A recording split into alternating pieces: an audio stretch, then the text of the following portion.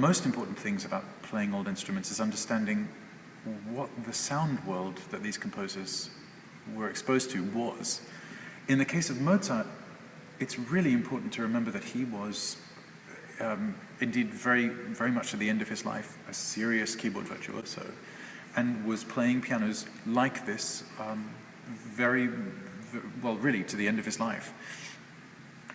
They tell us a lot about the type of sound that these composers were interested in, the sort of gestures that they thought suited the music, suited the instrument. This kind of dialectic between composition and what the instruments suggest is really fascinating when you take a look at these old pianos. But what do they do differently is the real question at hand. You'll notice that the whole scale of this thing is much, much smaller. It's made almost exclusively of wood. There's no bracing or metal bracing or steel or any kind of factory element. This was essentially a piece of equipment that was made by a master craftsman by hand and was assembled by these craftsmen.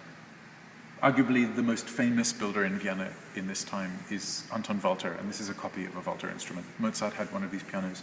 Schubert is known to have played a piano very similar to this at the beginning of his career as well.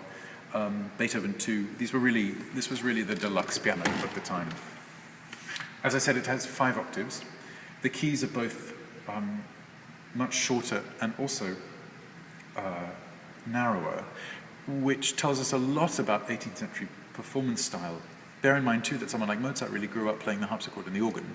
So this was not a massively muscular or upper body driven keyboard technique. It was all about the refinement of finger work, passage work, the wrist, perhaps the sort of elbow area, but none of this kind of Steinway action that we associate with the largeness of that action. So one finds oneself in a position where one really is playing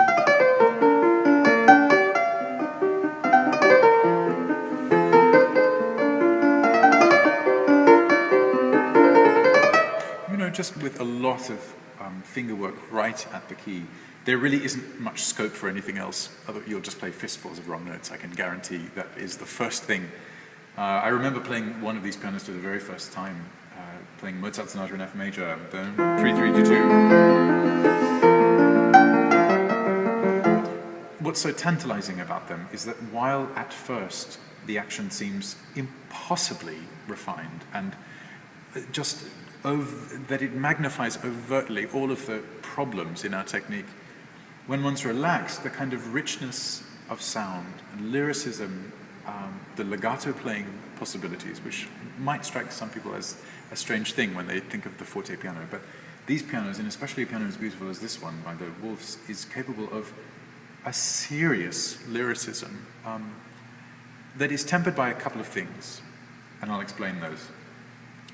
One of the most important things about all pianos, really until the 1860s, is that design, philosophy, construction was all built around the idea of straight stringing from bass to treble.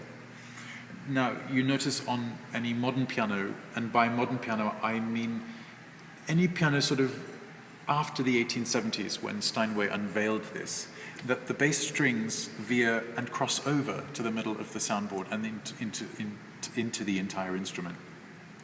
Now, it seems to me very clear that when you add that on a Steinway with the fact that the grain of the wood runs basically diametrically opposed direction, you've got a massive conglomeration of sound and activity into the middle of the soundboard, which produces lots of richness and fullness, and also has the effect of centering the sound here, bringing it up, which then hits the lid, and then it goes out that way. These pianos have a grain that runs in exactly the same direction of the soundboard, of the strings, excuse me. And you'll notice if you sit at that end of the piano, you get arguably some of the richer sound from these instruments, because there's a sense of the sound going that way. The sound doesn't really go up, and it doesn't go out so much. What it has the effect of, straight stringing, is to produce masses of clarity in areas of the keyboard which are not known for that. So you see people like Beethoven writing chords at the beginning of the Pathétique, like this. Now that's a 7-note chord with thirds and fifths in the bass. Now I'm I'm literally just smashing that down with equal force because of the built-in clarity and transparency of the sound. Think of it in a way that each of these strings is a sort of individual member of a choir, and they've not been told to shut up or voice accordingly. They just sort of sing at normal volume. It's why I can do things like